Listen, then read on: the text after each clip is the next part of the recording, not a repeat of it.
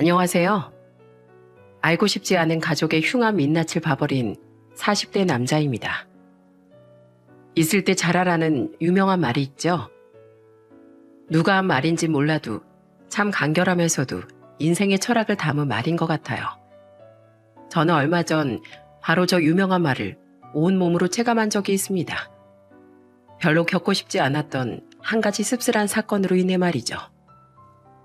여러분은 부디 저와 같은 일을 겪지 말길 바라는 마음으로 이렇게 사연을 적어봅니다. 저는 저희 가족뿐 아니라 친척들끼리도 우애가 좋은 집안에서 자랐어요. 친척들 모두 좋은 분들이었지만 장남, 장녀인 아버지, 어머니가 동생들을 잘 챙기셨거든요. 물론 지금은 전부 돌아가신 양가 조부모님께 극진히 잘하신 건 말할 것도 없었고요. 어머니만 저희 할머니, 할아버지께 잘한 게 아니라 아버지 또한 외할머니, 외할아버지를 엄청 위하셨어요. 장모님, 휠체어 운전기사는 늘 이 큰 사이인 거 아시죠? 자, 출발합니다.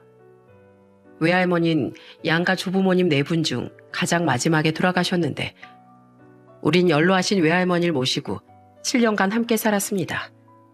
아버지의 강력한 추진으로 말이죠. 시골에 살던 외할머니가 서울에선 적적해 하실 거라며 직장을 다니던 아버진 주말에도 쉬지 않고 외할머니의 휠체어를 미셨어요. 산이며 들이며 바닷가의 모래사장도 상관없이 어디든 말입니다. 그런 부모님의 영향 덕분에 35살에 세 자매 중 장녀인 아내와 결혼한 저 또한 굉장히 좋은 사이가 되고 싶었어요. 장인 장모는 제가 결혼할 당시 62세셨습니다. 아내와 처제들이 어릴 적 2번이나 크게 사기를 당한 후 처가는 가세가 크게 기울었다고 해요. 그 뒤 장인은 작은 공장을 오래도록 다니며 가족들을 부양하셨다고 했죠. 사람들은 집안 형편이 그런데도 맞벌이를 안 한다고 날 보고 뒤에서 꽤나 수군댔어. 아휴, 모르는 소리지. 자식새 키우고 살림하면서도 집에서 부업을 쉬지 않았는데 그것만 해도 얼마나 힘든 일인 줄 알아? 그럼요, 알죠. 그동안 고생 정말 많으셨어요, 장모님. 장인어른께서도요. 우리 사이가 알아주니 흐뭇하구만. 맞아, 우리 고생 많이 했어.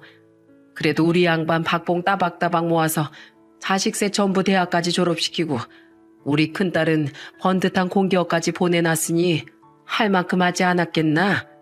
우리도 이제 편하게 살 권리가 있다니까. 나중에 들어보니 아내와 처제들은 쉬지 않고 아르바이트에 과외를 뛰며 스스로 돈을 벌어 대학 학비를 냈다고 했습니다. 취업을 한 후엔 장모의 요구로 다달이 생활비도 냈다고 했죠. 하지만 그거야 형편이 어려운 집이면 당연히 그럴 수 있는 일이잖아요. 어쨌든 두 분께서 자식 셋을 키우느라 고생한 건 사실이니 아직 젊은 나이지만 이젠 일하지 않고 편하게 쉬고 싶다는 두 분의 뜻을 존중했어요. 그리고 고생하신 두 분께 저희 아버지처럼 좋은 맞사위가 되어드리고 싶었죠. 미안하네 고서방. 우리 귀한 사위한테 소고기라도 대접해야 하는데 생활비가 부족해서 돼지고기밖에 못 샀네. 에휴, 생활비 내던 자식 하나가 빠져나가니 영 생활비가 쿵하더라고. 결혼한 지 얼마 안 됐던 어느 날 처가에 갔던 전 장모의 말뜻을 단번에 눈치챘습니다. 아내는 왜 그런 소리를 하냐며 장모에게 인상을 찌푸렸죠. 그래서 전 집에 돌아와 아내와 상의 후 양가에 다달이 50만 원씩 용돈을 보내기 시작했어요. 미안해 여보. 괜히 엄마가 그런 소리를 해서 엄만 옛날부터 자꾸 우리한테도 생활비 더 내라고 엄청 눈치 줬거든. 괜찮아. 당신도 알잖아. 매달 벌이에서 10만 원이라도 깎이면 생활비 예산이 달라지는 거. 형편이 빠듯한 장모님은 오죽하셨겠어. 우린 벌이가 넉넉하니까 그 정도 도움은 당연히 드려도 괜찮아. 당신이 마음 불편해서 우리 부모님께도 똑같이 드리기로 했잖아. 그러니까 미안해하지 마. 알았지? 32살에 시작한 제 맞춤 가구 사업이 잘 되어 저는 경제적으로 제법 여유로웠어요. 여유가 있으니 더더욱 사랑하는 아내의 부모님께 잘해드리고 싶은 마음이 진심으로 우러났죠. 용돈을 드리겠다고 하자 장인 장모는 입이 귀에 걸릴 듯 좋아하시더군요. 그 모습을 보니 잘한 결정이다 싶더라고요. 그 뒤에도 저는 두 분을 모시고 해외여행도 다녀오고 평소 챙겨드리던 선물들과 별개로 두 분이 원하던 고가의 선물을 드리기도 했습니다. 아이고 좋아라. 요새 내 친구들이 자기 차를 몰고 다니는 게 그렇게 부럽더라고. 난 평생 가난해서 우리 남편 똥차밖에 못 끌고 다녀봤거든. 잘 쓰겠네 고서방. 우리 마사이가 최고야 최고. 이야 이거 비싼 골프채는 빛깔이 다르구먼. 고서방 골프채랑 골프장 회원권 고맙게 잘 쓰겠네. 내 친구 놈들이 보면 꽤나 부러워할 거야. 사위 하나 잘 둬서 노후 인생이 피는구만 그래. 두 분이 원했던 선물은 3천만 원짜리 차와 고급 골프채, 골프장 회원권 등이었어요. 물론 생각보다 고액의 선물을 요구하셔서 당황하긴 했습니다. 하지만 몇 년 뒤 다가올 칠순해줄 선물 대신으로 생각하면 안 되냐는 두 분의 간절한 말에 그냥 큰맘 먹고 해드리자 싶었죠. 내가 못 살아. 그걸 당신한테 전화로 따로 요구하셨다고? 그걸 들어드리면 어떡해. 엄마, 아빠 형편에 무슨 골프고 새 차야. 괜찮아. 집안 행사 때 쓰려고 따로 모아놨던 목돈이 있었어. 그동안 두 분 고생 많이 하고 사셨잖아. 내가 능력이 없는 것도 아니고 사랑하는 당신 부모님 위해 그 정도도 못 해드리겠어? 그리고 우리 부모님 작년 생신 때도 장인 장모님께만큼은 아니어도 용돈 듬뿍 드리고 다 같이 유럽 여행도 갔었잖아. 아내는 속상한 표정을 지으면서도 미안하고 고맙다며 저를 꼭 안아줬습니다. 그런 아내의 한마디로 저는 충분했어요. 제 사업도 승승장구하고 있고 양가 부모님과 연년생 아들 둘도 건강하니 이만하면 행복한 인생이다 싶었죠. 한편 해가 지나며 처제들도 차례로 결혼을 했습니다. 저는 처제들뿐만 아니라 손아래 동서들도 많이 챙겼어요. 그게 당연한 맞사위의 역할이라고 생각했거든요. 당신 어디가? 이시 집안 사위 모임가. 사위 모임? 작년에 막내 처제까지 다 결혼한 뒤로 사위 새끼리 똘똘 뭉치자고 내가 모임 결성했어. 왜? 당신도 같이 가고 싶어? 안 돼. 이건 남자들끼리의 모임이야. 뭐? 알았어. 잘 다녀와. 여보, 제부들까지 잘 챙겨줘서 정말 고마워. 처음 결혼하면 처가가 어색한 게 뻔하니 저는 저보다 늦게 결혼한 두 동서에게 먼저 다가갔습니다. 그렇게 먼저 전화해서 안부도 묻고 따로 술자리도 가지고 하니 고맙게도 두 동서는 저를 많이 따라줬어요. 형님, 제 창업자금 도와주신 거 저 절대 잊지 않겠습니다. 정말 감사드려요. 가족끼리 서로 돕는 거지 뭐. 언제든 도움 필요한 일 있으면 얘기해. 큰형님, 저번에 저 투자 사기 당했을 때 집사람 몰래 변호사도 선임해 주시고 소송도 도와주셔서 정말 감사드려요. 큰형님 덕에 그 돈 되찾았으니 망정이지 아니었으면 전 결혼하자마자 아내한테 이혼당했을지도 몰라요. 거참 고맙다고 그만도 좀 하라니까. 난 여동생 하나밖에 없어서 자네들을 보면 남동생이 둘이나 생긴 것 같고 참 좋아. 다들 지금 잘 살고 있으면 됐지. 안 그래? 요즘 길거리에 보이는 전동 킥보드 있죠? 둘째 동선 다니던 회사를 그만두고 그걸 만드는 수많은 업체 중 하나를 운영했습니다. 사업 시작할 때 제게 초기 자본금을 빌렸다가 후에 갚았는데 그게 많이 고마웠는지 술을 마실 때마다 그 이야기를 꺼내곤 했죠. 은행원이었던 막내 동서 또한 제가 자신의 곤란한 일을 도와준 뒤 큰형님 술 한잔 어떠시냐, 둘째 형님이랑 다 같이 회합 한번 여시죠 등등 늘 제게 먼저 전화를 걸어 살갑게 굴어줬습니다. 게다가 장인 장모께도 자주 좋은 선물을 해드리고 모시고 놀러 다니기도 많이 하니 이만하면 마사이로서 잘 해내고 있다고 생각했습니다. 하지만 항상 우리 마사이 최고라고 칭찬하던 장인 장모의 사위사랑은 모두 돈에 기반한 것이었다는 걸 결혼한 지 10년 뒤에 깨닫고 말았죠. 45살이던 그해 제 사업은 큰 위기를 겪고 있었습니다. 비교적 고가였던 맞춤 가구는 자꾸만 값싼 중국제 제품들에게 밀려 매출이 급격히 떨어지고 있었어요. 그래도 어떻게든 위기를 돌파해보려고 아등바등하고 있는데 설상가상 제 가구 공장에 큰 화재까지 나버리고 만 겁니다.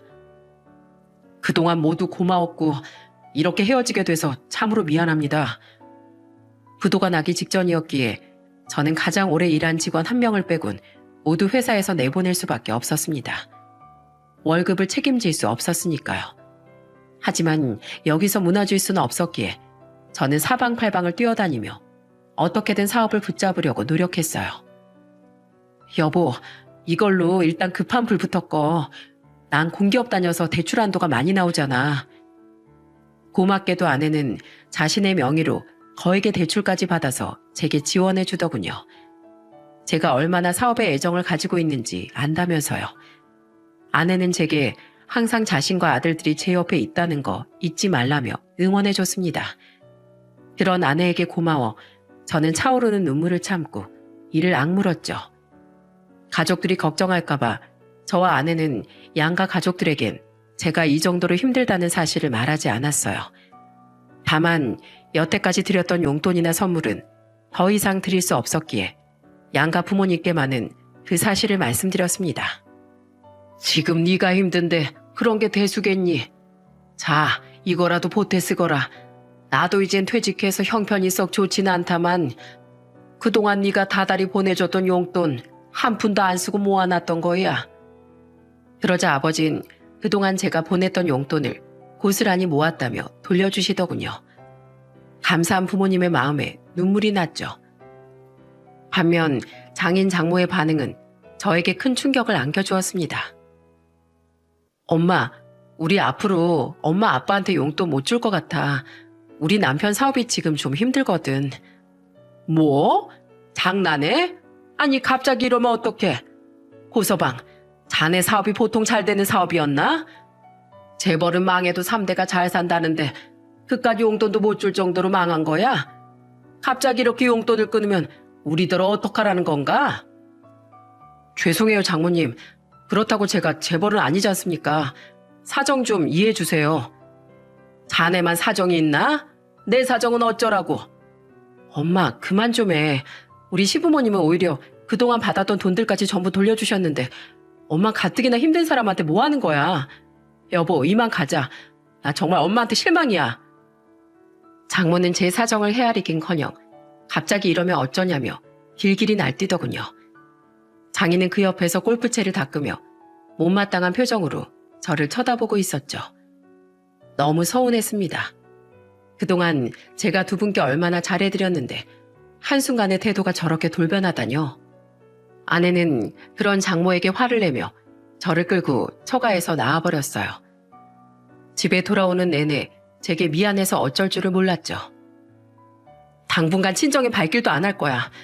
우리 부모님이 그런 모렴치한 사람들인지 나 정말 몰랐어.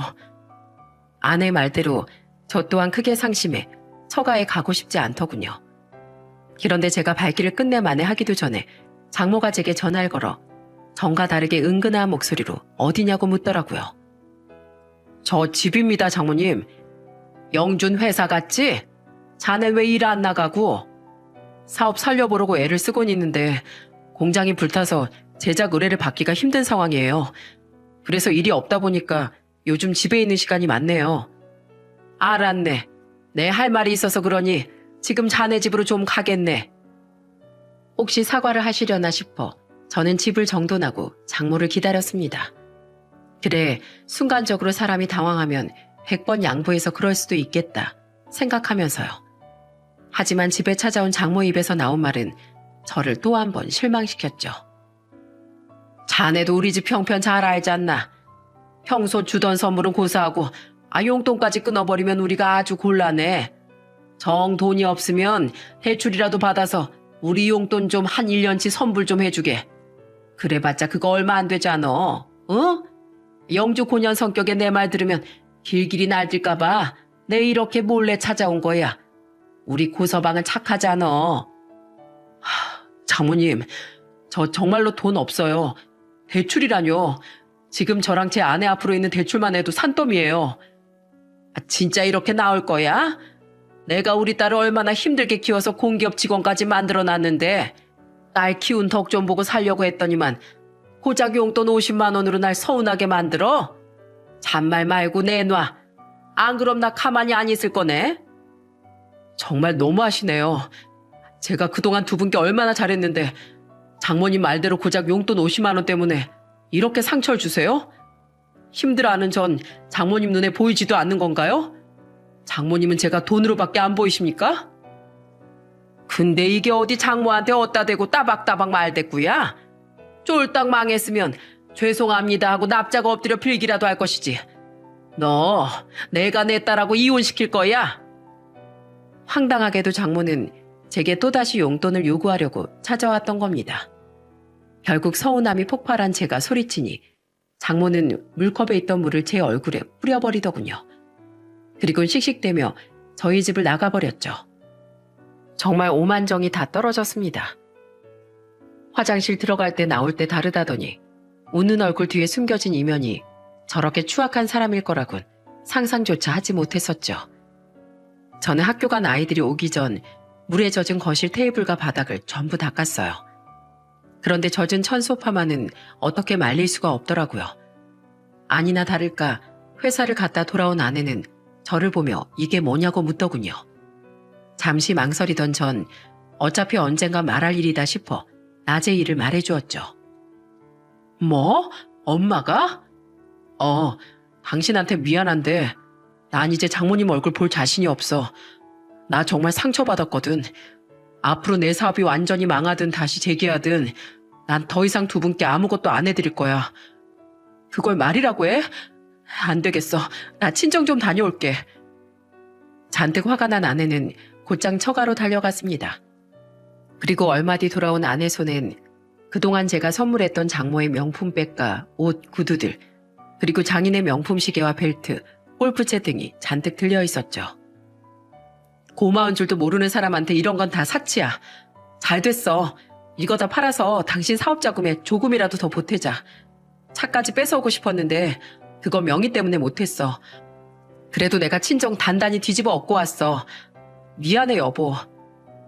그 착한 사람이 오죽 화가 났으면 자기 부모한테 그랬을까 싶어 고맙기도 하고 한편으론 위로가 되기도 했습니다. 그 뒤 장모는 제게 이거 다 자네가 시킨 짓이지? 정말 치사하구먼. 돈이 없으니 사람이 저렇게 옹졸해지지. 하고 비아냥거리는 문자를 보냈더군요. 저는 그 문자를 보자마자 조용히 삭제 버튼을 눌러버렸죠. 그렇게 처가의 발길을 끊고 사업을 살리기 위해 고군분투하는 메일을 보내고 있던 어느 날 두 동서가 저를 밖으로 불러냈어요. 형님, 사업이 많이 힘드시다면서요. 공장에 불까지 나고요. 그걸 왜 저희한테 말씀 안 하셨어요? 맞아요, 큰형님. 장인어른 생신인데 형님하고 큰처형이 안 오셔서 여쭤봤더니 장모님이 형님이 쫄딱 망해서 자기가 선물한 명품들 죄다 가져갔다고 치사한 놈이라면서 얼마나 뒷담을 하던지 나중엔 아주 귀가 따갑더라고요. 그 얘기 아니었으면 저흰 형님이 힘드신 것도 몰랐을 거예요. 처제들은 아내에게 전화해 장모와 저 사이에 무슨 일이 있었는지 물었다는군요. 그때 제 사업에 관한 얘기와 장모의 만행을 처제들과 동서들도 모두 알게 된 거죠. 동서들은 제게 갑자기 사과를 했습니다. 죄송해요 형님. 저희가 무슨 도움이 되고 싶은데 제 사업도 지금 좀 어려운 시기라서요. 저도요 큰형님. 하필 제 동생이 집안 사정 때문에 저한테 몇 달 전에 억 단위로 돈을 빌려갔거든요. 갚기로 한 기간이 3년 뒤라 저도 목돈이 없네요. 정말 죄송해요. 자네들이 왜 죄송해. 도와주면 고마운 거지 그게 당연한 것도 아니고. 그래도 이렇게 불러서 위로해줘서 고마워. 우리 동서들이 최고네. 저는 그런 동서들에게 괜찮다며 웃어 보였습니다. 부디 처제들도 제게 따로 전화해 장인 장모의 일을 사과했죠. 그렇게 사업이 힘들어진 지 거의 8개월 정도가 지난 어느 날이었어요. 처가와 사이가 틀어진 후 처음 맞는 명절 전날 아주 오랜만에 장모에게서 전화가 왔더군요. 우리 가족은 음식을 하러 저희 부모님 댁에 미리 가 있었죠. 솔직히 할 말도 없는데 받지 말까 싶었습니다. 하지만 제게 미안한 마음에 저희 부모님께 훨씬 더 잘하려던 아내 얼굴이 눈에 밟혀 한울 수 없이 전화를 받았어요. 배우자의 부모님을 완전히 무시하는 일이 생각보다 쉽지가 않더라고요. 그리고 그 전화에서 장모는 가뜩이나 좋지 않던 제 감정을 더더욱 나쁘게 만들었죠. 네, 장모님. 자네 아직도 쫄딱 망한 그 사업 붙잡고 늘어지고 있다며? 아유, 한심하긴. 그 말 하려고 전화하셨어요? 아니, 자네 내일 안 올 거지? 내 생일에도 자네 장인 생일에도 안 왔잖나. 네, 안 갈 거예요. 그래, 절대 오지 마. 내가 부모 자식 연 끊을 거 아니면 영주한테 놓으라고 말해놨으니까 내 딸한테 부모 빼앗고 싶지 않으면 그건 막지 말게. 장모는 자기 할 말만 하고 전화를 뚝 끊어버리더군요. 원래도 갈 생각이 없었지만 정말 기분이 더러웠죠. 마침 방에 들어오며 그 통화 내용을 들은 아내는 노발대발을 하더라고요. 계속 나한테 명절에 오라고 전화를 해대더니 당신한테 전화해서 그런 소리를 했단 말이야? 명절에 친정 안 가려고 했는데 안 되겠어. 내가 가서 단단히 뒤집어 엎고 올게. 그리고 나도 더 이상 엄마 안 볼 거야. 사람이 사람한테 정말 이러면 안 되지. 미안해, 여보. 저희 부모님이 행여나 들으실까 장모에게 당장 전화하겠다는 아내를 막았습니다. 그러자 아내는 다음날 친정에 가서 속이라도 풀리게 한바탕 뒤집어 엎고 오겠다고 하더라고요. 성민아, 사람은 누구나 한 번쯤은 낭떠러지 앞에 서는 법이야. 위축되지 말고 항상 당당하게 어깨 펴고 다니거라.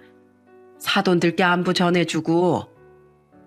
다음 날이 명절 당일 점심을 먹은 전 부모님께 인사를 드리고 아내와 아이들과 함께 처가에 가는 척 차에 올랐습니다. 가뜩이나 제 사업 문제로 절 걱정하던 부모님께 더한 걱정을 얹어드리고 싶지 않았거든요. 그렇게 집으로 온 뒤 잠시 집 정리를 한 아내는 혼자 친정에 다녀오겠다며 나가려고 하더군요. 그런데 생각해보니 뭔가 느낌이 이상했어요. 근데 왜 장모님은 굳이 나한테 전화까지 해서 나만 오지 말라고 한 거지? 생각해보니까 이상해. 어제 통화 내용 말이야. 나한테 오지 말라고 약 올리려고 전화한 게 아니라 내가 오는지 안 오는지 확인하려고 하는 것 같지 않았어? 제 말에 아내도 갸웃하더군요. 생각할수록 뭔가가 있는 것 같았죠. 그래서 우린 잠시 아이들에게 집을 보고 있으라고 부탁하곤 둘이서만 처가로 향했습니다. 당시 아이들은 10살, 9살이었는데 혼자서 학원도 잘 가고 낮에 몇 시간 정도는 자기들끼리 집에서 얌전히 잘 놀곤 했거든요. 물론 휴대폰은 꼭 옆에 잘 두고 있으라는 말도 잊지 않았죠. 오랜만에 처가로 향하는 길에 왜 이렇게 심장이 두근대던져. 지금 생각해보니 그땐 마치 제 본능이 곧 제게 닥칠 경악할 상황을 대비하기 위해 미리 제 심박수를 높여놓았던 것 같아요. 4시가 거의 다 되어 처가에 도착하니 그곳엔 두 처제와 동서들 그리고 조카들까지 이미 와 있더군요. 그런데 그곳에 있던 사람은 그들과 장인 장모가 끝이 아니었어요. 저희가 도착하기 바로 직전에 도착했는지 웬 남자 하나가 막 코트를 벗고 있더라고요. 어? 너? 그런데 아내는 그 남자를 잘 아는 듯 눈이 휘둥그레졌습니다. 그리고 전 두 처제가 자기들끼리 소곤거리는 소리를 들어버리고 말았죠. 뭐야, 저 오빠 예전에 큰언니 짝사랑해서 엄청 따라다녔던 사람 아니야? 맞네. 재작년에 이혼했다던 엄마 친구 아들. 그 비뇨기과 의사라고 그랬지? 근데 저 오빠가 여기 왜 온 거야? 몰라. 엄마가 불렀다던데? 아내를 짝사랑했다던 능력 있는 이혼남, 장모의 친구 아들. 그 말을 듣는데 장모가 절 오지 말라고 했던 이유가 뭔지 알겠더군요. 너무 끔찍한 생각이라 설마 했는데 그런 제 생각을 저를 보며 똥 씹은 표정이 된 장모가 확인사살 시켜주더라고요. 우리 장서방 왔어?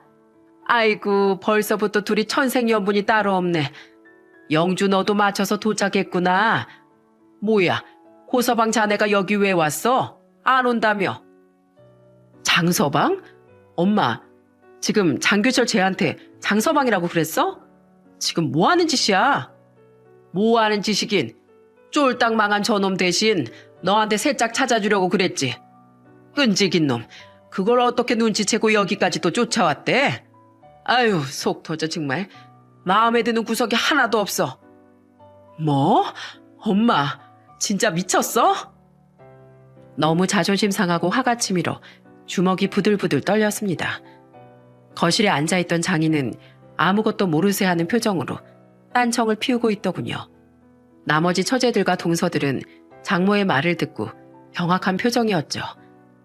그 와중에 뻔뻔한 표정을 짓고 있던 사람은 장모와 그 의사라는 놈만이 유일했어요. 장모는 또 그렇다 쳐도 저놈은 뭔가 싶어 저는 그놈을 향해 험악하게 물었습니다. 제가 영주 남편입니다만 혹시 제 아내한테 남편이 있는 걸 모르셨나요? 아니요, 알았는데요. 근데 어차피 쫄딱 망했다면서요.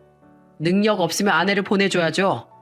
당신처럼 밑바닥으로 떨어진 사람한테 영주 같은 여자는 너무 아깝지 않습니까? 전 이혼해서 호적도 깨끗하고 능력도 있어요. 게다가 장모님 허락까지 미리 받았다고요. 그러니까 이렇게 가족 모임에 인사드리러 왔죠. 남자라면 이만 영주 놓아주시죠. 뭐 이런 또라이 자식이 다 있어? 멀쩡한 남의 아들 당신이 뭔데 놓아주라 말아야? 당신 이러고 다니는 거 당신 부모도 알아? 아니까 여기 온 거죠. 저희 어머니도 영주 새 며느리감으로 엄청 탐내하세요. 새 며느리 같은 소리 하고 있네. 야, 이거 쳐맞고 정신이나 차려.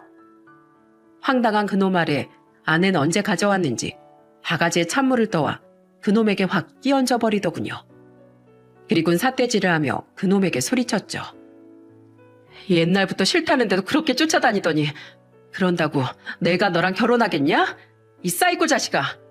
그 머리로 의사는 어떻게 됐냐? 어딜 감히 내 남편한테 그딴 되먹지 못한 소리를 해? 너 내 눈에 한 번만 더 띄면 그때 네가 저 찬물처럼 바닥에 널브러져 있을 줄 알아. 꺼지라고. 영주야, 아직도 내 진심을 모르겠어? 난 결혼했을 때도 오직 너뿐이었어. 저는 끝까지 헛소리를 늘어놓는 그놈의 목덜미를 낚아챘습니다. 그리고 냅다 현관문 바깥으로 내동댕이 쳤죠. 그놈의 외투와 신발도 함께 말입니다. 그리고 무시무시한 표정으로 장모를 노려보며 말했어요. 제가 살다 이런 모욕을 다 겪어보네요. 이런 말도 안 되는 짓거리를 하려고 절 못 오게 하셨어요? 그깟 돈 때문에요? 당신이 그러고도 사람입니까? 꼴 같지 않은 욕심 부리는 건 바로 자네야. 내 딸을 한 번 다녀도 어딜 가나 환영받을 1등 신부감이야. 딸 자식 잘 키워놓은 값 좀 받으면서 살겠다는데 지금 자네가 방해를 하고 있잖나. 잔말 말고 내 딸하고 당장 이혼하게. 자네 같은 거지인 내 딸 옆에 붙어있을 자격이 없어. 거지요? 거지는 바로 장모님이죠. 얼마나 장사할 게 없으면 딸을 가지고 장사를 하려고 듭니까? 그렇게 돈이 필요하면 직접 나가서 일을 해야죠. 저뿐 아니라 동서들한테도 다달이 50만 원씩 용돈 받고 있는 거 제가 모를 줄 알아요? 좋은 마음으로 해줬으면 받는 사람 마음도 고와야지. 어떻게 사람을 공짜 ATM 기계에 취급합니까? 장모님한테 잘해드린 지난 시간이 너무 아깝네요. 그렇게 살다간 언젠가 모두에게 버림받을 겁니다. 그리고 꼭 천벌받을 거예요. 내 딸들이 얼마나 효년데 우리 영주만 해도 자네 편든다고 안 오다가 내가 오라고 하니까 이렇게 쪼르르 온 것 좀 봐. 망했으면 엄한 데서 자존심 부리지 말고 썩 나가. 그만하세요 장모님. 형님께 해도 너무하시잖아요. 장모와 소리를 지르며 다투는데 정말 사람이 그렇게 추악해 보일 수가 없더군요. 그런데 그때 둘째 동서가 제 편을 들며 장모에게 소리쳤습니다. 그리고 그 뒤로 막내 동서뿐 아니라 처제들까지 제 편을 들고 일어났어요. 김서방, 자네 지금 나한테 소리친 건가?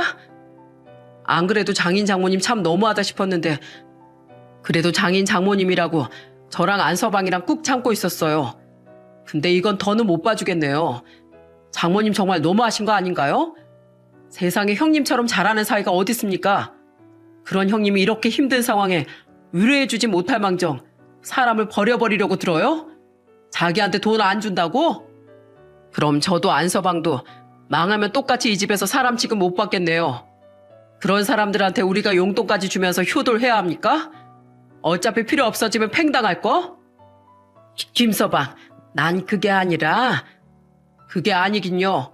저희 눈앞에서 아주 똑똑히 알려주셨는데요. 맞습니다, 장모님. 이건 인간으로선 절대 해서는 안 되는 화렴치한 짓이에요. 정말 장모님께 오만정이 다 떨어졌습니다. 전 큰형님 따라서 앞으로 처가에 절대 안 올 거예요. 이 집에서 사위란 존재는 자식이 아니라 장인 장모님 사리사욕 채워주는 도구일 뿐이라는 걸 분명히 알았으니까요.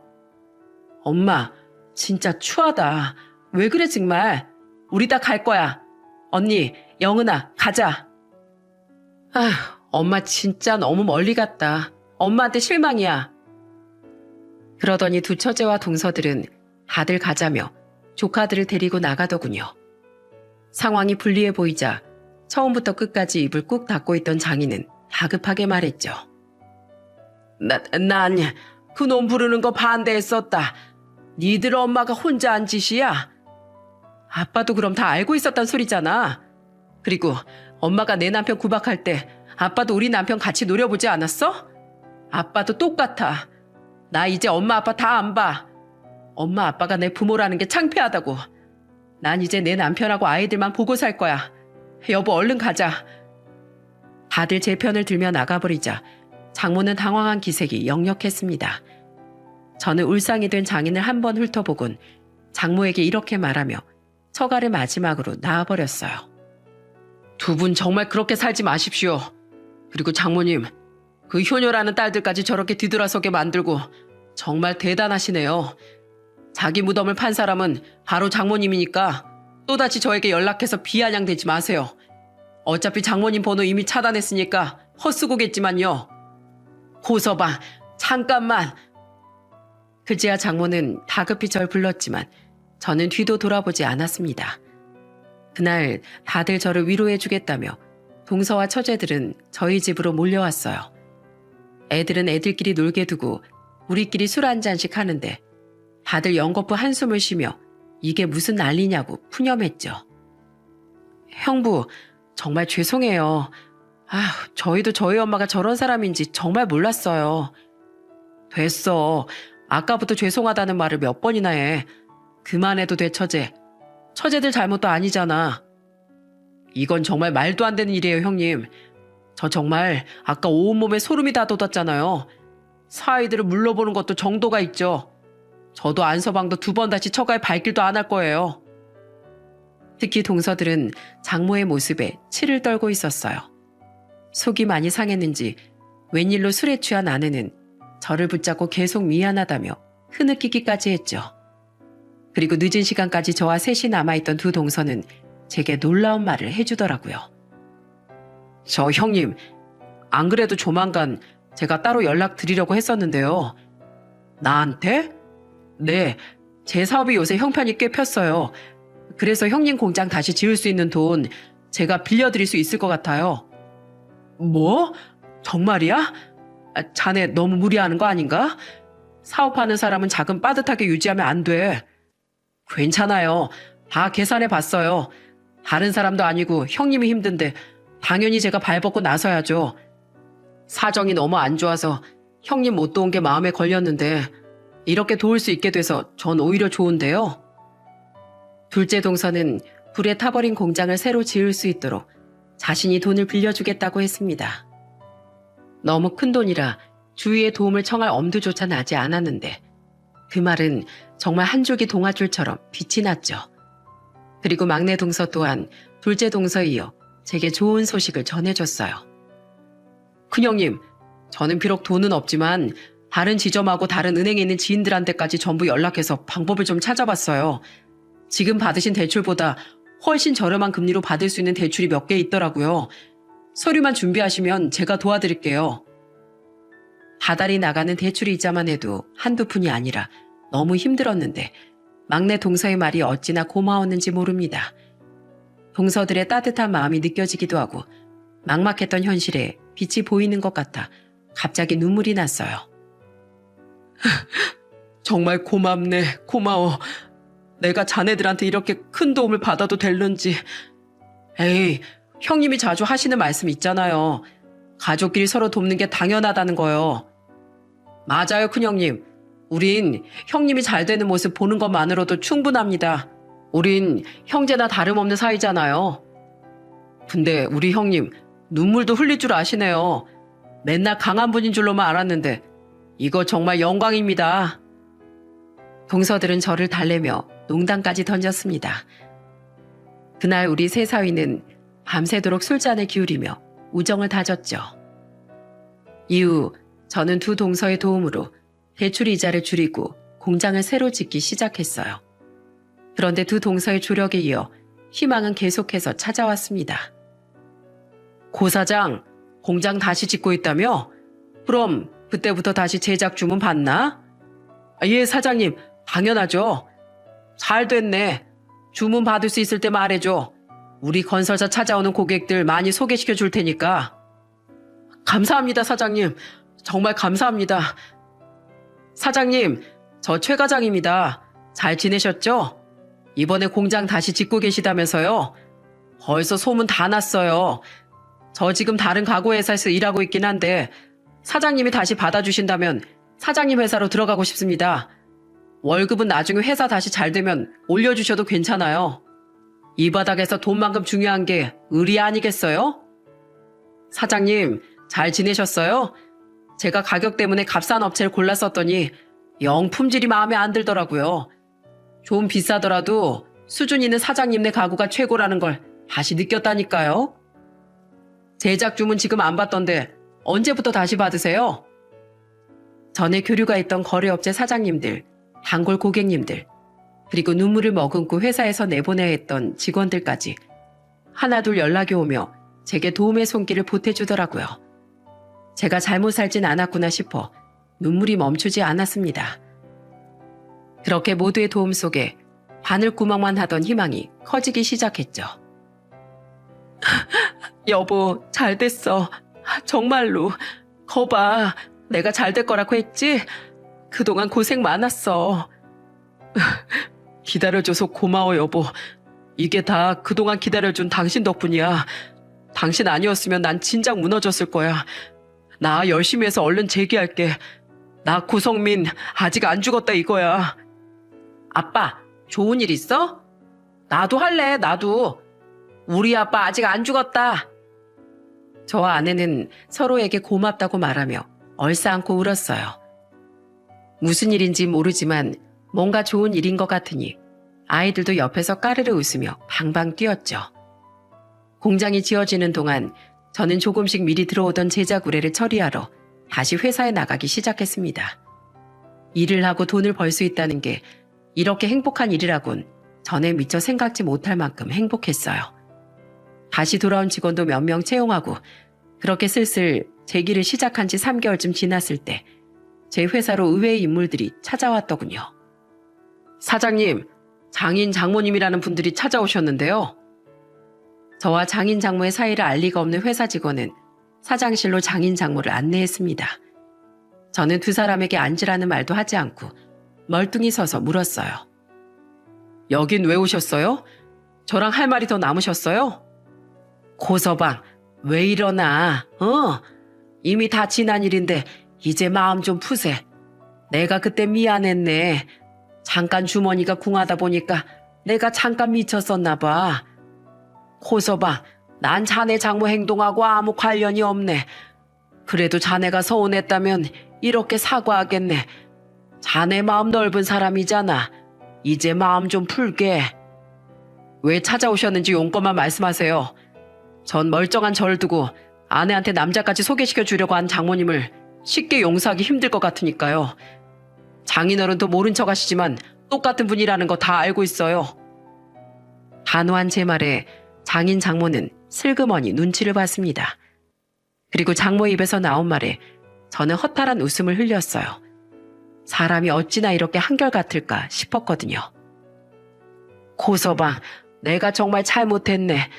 나랑 이 사람이랑 요즘 아주 죽겠어. 그날 이후로 김서방하고 안서방도 우리 전화 받지도 않아. 영주도 마찬가지고. 자네 처제들만 간간히 우리 연락을 받는데 엄마가 돌이킬 수 없는 잘못을 한 걸 뭘 어쩌냐면서 날 타박하지 뭔가. 그래서요? 근데 그것들이 치사하게 우리한테 주던 용돈까지 딱 끊어버렸지 뭐야. 사실 이 양반하고 나하고 자네가 이것저것 안 사주니까 자네가 사준 차로 담보대출 받아서 좀 썼는데 갑자기 생활비가 끊기니까 다달이 대출금 갚기가 여간 힘든 게 아니야. 난 평생 안 해보던 건물 청소일까지 하느라 허리가 다 휠 지경이네. 자네 장인도 저번 달부터 주차장 관리 일 나가고 있어. 돈이 없는데 대체 대출까지 받아서 왜 사치라는 겁니까? 사람이 있는 것에 만족하며 살 줄 알아야죠. 그래서 저한테 어쩌라는 거예요? 다 알면서 왜 그러나. 대충 들었네. 자네 사업 요즘 다시 슬슬 일어나고 있다고. 고서방, 우리한테 서운한 게 있다고 한들 그래도 우리가 영주 부모 아닌가. 우리 좀 도와주게. 70이 훌쩍 넘어서 일을 다니려니까 너무 힘들어. 다른 사위들도 다 자네 말은 잘 듣지 않나. 자네가 우리 딸들하고 사위들 마음 풀리게 말 좀 잘해주게. 그러니까 장모의 말은 일은 하기 싫고 돈은 편하게 쓰고 싶으니 자신들을 용서하고 다시 돈을 달라는 말이더군요. 뻔뻔하게도 제게 처제들과 동서들까지 설득해달라는데 기가 차서 잠시 할 말을 잃었죠. 장인은 민망한 듯 허허 웃으면서도 자네 집에 아직 내 골프채 남아있나 같은 눈치 없는 소리를 해대더라고요. 저는 그런 두 사람에게 이렇게 말하곤 등을 떠밀어 사무실 밖으로 내쫓아버렸습니다. 돈이 없으면 차라도 파세요. 그건 적선하는 셈 치고 드릴 테니까. 전 할 만큼 했고 두 분이 절 딱 돈으로만 생각하니 저도 두 분을 부모라고 생각 안 하기로 했습니다. 무슨 말을 해도 제 마음은 풀리지 않으니까 헛쓰고 그만하고 이만 돌아가세요. 그리고 이거 하나만은 명심하셨으면 좋겠네요. 사위도 딸도 서로 존중해야 할 한 사람의 인간이지 두 분 노후 대책용 허수아비가 아닙니다. 또 찾아오면 경찰 부르겠습니다. 나가세요. 아직까지 두 사람을 보면 명절의 일이 생각나 차마 안녕히 가시라는 인사치레조차 나오지 않더군요. 그렇게 쫓겨난 뒤 잔뜩 기가 꺾인 장인 장모는 1년 반 정도 지난 지금까지 또 저를 찾아올 생각은 하지도 못하고 있죠. 공장이 재가동되며 현재 제 사업은 조금씩 다시 일어서는 중입니다. 저와 아내 그리고 동서들은 아직까지 처가 왕래하지 않고 있어요. 명절 때 처제들만 잠깐씩 다녀오는 모양인데 대충 듣기론 결국 장인 장모는 차를 팔고 대출금을 갚았다더군요. 하지만 여전히 노후 대책이 전혀 되어 있지 않아 울며 겨자 먹기로 일을 하고 있다고 했죠. 하지만 그러거나 말거나 저는 신경을 끄고 있습니다. 저를 가족으로 생각지 않는 사람들 일엔 더 이상 관심 갖고 싶지 않았으니까요. 야, 엄마 아빠 얘기하지도 마. 알았어. 아무튼 언니 앞에서 무슨 말을 못한다니까. 형부, 우리 언니 은근히 성격 장난 아니죠? 부모님께 잘했던 만큼 실망도 컸던 거지. 처제가 이해해. 나도 두 분 이야기는 별로 듣고 싶지 않기도 하고. 당신도 참 눈치 없긴. 두 분 얘기를 들으면 형님 기분이 좋으시겠어? 그건 그렇고 형님, 왜 자꾸 다달이 돈을 보내십니까? 아직 사업도 온전히 회복 못하고 대출금도 다 못 갚으셨다면서 제 돈은 나중에 천천히 주시라니까요. 자네에게 빌린 것도 엄연한 빚이야. 자네 말대로 대출금 갚고 사업 다시 키우느라 아직 그만큼밖에 못 갚고 있어. 나중에 사정이 피면 그땐 내가 돈뿐 아니라 제대로 은혜 갚겠네. 아무튼 형님 고집도 참. 네, 그럼 나중에 안서방이랑 저한테 비싼 술이나 한번 사주십시오. 그래도 처제들과 동서들과는 여전히 우애 좋게 지내고 있어요. 특히 어려울 때 절 외면하지 않아준 동서들의 마음을 저는 평생 잊지 않을 생각입니다. 동서들은 제가 아내와 아이들 다음으로 결혼으로 인해 얻은 가장 소중한 인연들이라고 생각해요. 아내는 여전히 저에게 많이 미안해하고 있습니다. 그럴수록 저희 부모님께 더욱 잘하려는 모습이 보여 한편으론 안타깝기도 해요. 명절에 처가에 가지 않는 걸 이상하게 생각한 부모님께 저보다 먼저 처가에 관한 일을 털어놓은 사람은 바로 제 아내입니다. 아내는 죄송하다고 말하며 결국 눈물을 보였죠. 조용히 고개를 끄덕이시더니 어머니는 아내를 꼭 안아주셨습니다. 부모 자식이라고 어떻게 속이 모두 같을 수 있겠니? 네가 그동안 마음고생이 많았겠구나. 네 탓이 아니니까 죄책감일랑 가지지 말거라. 에휴, 딱한 거. 아내는 그런 어머니 품에 안겨 한참을 흐느꼈어요. 그리고 아버진 그런 아내의 등을 몇 번 토닥여 주시더니 저를 보고 이렇게 말씀하셨죠. 할 만큼 했으면 됐다. 사람 사는 모양새가 다 어여쁠 수는 없는 법 아니겠니? 고생 많았다. 물론 그러지 않겠지만 그 일로 네 아내를 탓하는 일은 없어야 한다. 남잔 자고로 마음을 넓게 써야 하는 법이야. 알고 있어요, 아버지. 저도 이 사람 탓 전혀 안 해요. 저보다 더 힘들어한 사람이 애들 엄마인데요. 걱정 마세요. 아직 결혼하지 않고 타지에서 일을 하며 혼자 살고 있던 여동생 또한 그 마음 착한 새언니가 얼마나 힘들었겠냐며 오히려 저보다 아내 걱정을 먼저 하더군요. 아내는 자신이 걱정받을 자격이 있는 사람인지 모르겠다며 여동생의 전화를 받고 또다시 펑펑 울었죠. 전 정말 시댁복이 많은 사람인 것 같아요. 먼저 전화해서 그렇게 말해줘서 고마워요, 아가씨. 집에 놀러 오시면 제가 아가씨 좋아하는 소고기랑 곰탕 듬뿍 대접할게요. 정말로 제 동생은 얼마 전 저희 집에 놀러와 아내와 밤새 맥주를 마시기도 했답니다. 오늘은 여자들의 날이라며 방해하지 말라는데 그 말에 제 아내에 대한 동생의 배려가 느껴졌어요. 워낙에 일 때문에 바쁜 애였기에 아내를 위로하기 위해 일부러 시간 내서 와준 거라는 걸 알고 있었거든요. 그런 동생을 보며 언젠가 늦게라도 동생이 결혼한다면 꼭 매제에게도 친형처럼 잘해주겠노라 다짐했어요. 사람 일은 언제나 장담할 수 없는 법이라고 하죠. 하지만 전 큰 이변이 없는 이상 평생 장인장모를 보고 살지 않을 것 같습니다. 다른 무엇보다 아내에게 다른 남자를 버젓이 소개시켜줬던 장모의 만행과 그걸 방관한 장인의 행동이 도저히 용납되지 않으니까요. 장인장모의 일은 늘 제 마음속에 껄끄럽게 남아있겠지만 그래도 일단은 모질게 살아보려고 해요. 앞으로 저는 다시 사업을 일으키는 데 몰두하고 절 키워준 부모님과 우리 가족 그리고 서로를 진정으로 위해줄 줄 아는 우리 양가 형제들과 동서들에게만 더욱 잘하면서 살 거랍니다. 여러분, 저는 이번 일로 가족에게 잘하는 것도 좋지만 고마운 줄 모르는 사람들에겐 잘해줄 필요가 없다는 사실을 깨달았습니다. 냉정하고 씁쓸한 깨달음이지만 이것 또한 삶이 주는 교훈이겠죠. 여러분께서도 제 사연을 참고하시어 부디 저처럼 크게 배신당하기 전에 미리 현명한 인간관계 혹은 가족관계를 가져가셨으면 좋겠네요. 긴 제 사연 끝까지 들어주셔서 감사드립니다. 모두 건강하고 행복하세요.